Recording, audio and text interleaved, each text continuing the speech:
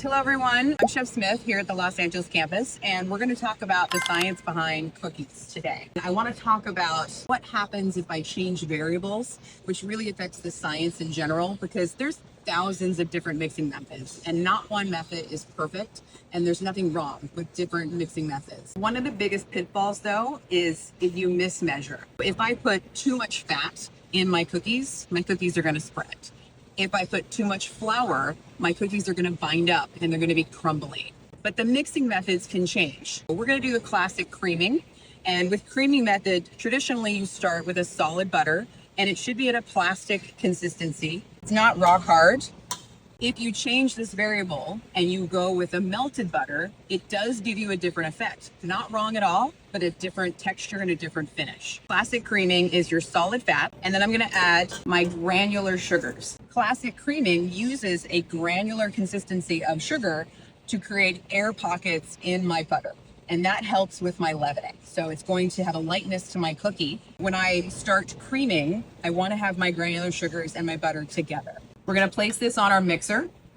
And what I'm looking for is to get some lightness and color. I really want this to be kind of fluffy consistency.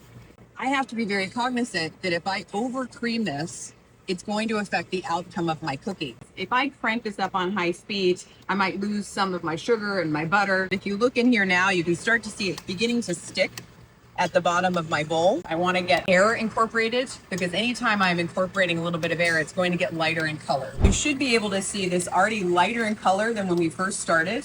It's kind of sticking to the sides of the bowl a bit better. So right there is when we first started. So still pretty, tan colored from our brown sugar. But up here you can see I've got kind of a smoothness, a lightness to it. It's creamy and a little fluffy looking. So here, this was our properly creamed plastic stage. Over creamed, it's super light. Too much air is incorporated into this. So it's gonna change the outcome of that cookie when baked. We have under creamed, where you can even see pockets of solid butter that haven't fully creamed.